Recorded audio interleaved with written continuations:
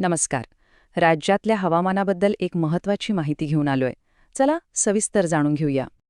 तर मुख्य बातमी ही आहे की येणाऱ्या 20 ते 22 एप्रिल दरम्यान राज्यातल्या बऱ्याच भागांमध्ये वादळी पावसाची शक्यता वर्तवण्यात आली आहे. आता याचं नेमकं कुठे आणि कसा परिणाम होईल हेच आपल्याला बघायचंय. चला मग आता जरा सविस्तरपणे बघूया की नक्की कोणते जिल्हे आणि तालुके याच्या छायेत येणार आहेत आणि कोणत्या दिवशी जास्त सावध राहायचं आहे. हे बघा, हा आहे संपूर्ण घटनाक्रम. सुरुवात होते 19 एप्रिलला. मग 20 आणि 21 तारखेला म्हणजे वीकेंडला याचा जोर सगळ्यात जास्त असणार आहे. आणि मग 22 तारखेपासून हळूहळू हा जोर कमी होईल. आता जरा विभागानुसार पाहूया. 19 तारखेला पश्चिम महाराष्ट्राचा घाटमाथा, उत्तर खानदेश आणि दक्षिण मराठवाड्यात पावसाची शक्यता आहे. आणि मग 20-21 तारखेला याचा विस्तार वाढून पुणे विभाग, दक्षिण मराठवाडा, छत्रपती संभाजीनगर विभाग आणि अमरावतीच्या परिसरातही वादळी पावसाचा अंदाज आहे. एक गोष्ट लक्षात ठेवायला हवी, हा काही साधा पाऊस नाहीये. यासोबत विजांचा कडकडाट होऊ शकतो, सोसाट्याचा वारा सुटू शकतो आणि काही ठिकाणी तर गारपिटीचाही इशारा देण्यात आला आहे. त्यामुळे अधिक सावधगिरी बाळगणं गरजेचं आहे.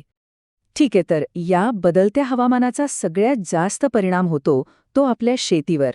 त्यामुळे आता आपण खास करून शेतकऱ्यांसाठी काय सूचना आहेत यावर लक्ष देऊया.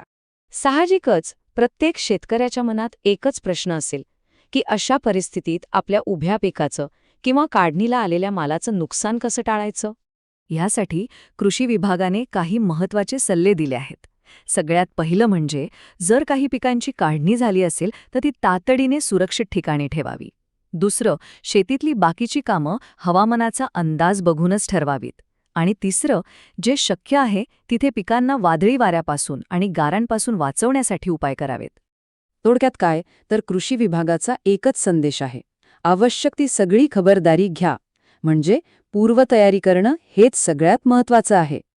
बरं, मग हे वादळी हवामान 22 तारखेनंतर कमी होईल असं म्हटलंय, तर त्यानंतर पुढच्या काही दिवसांसाठी काय अंदाज आहे तेही बघून घेऊया.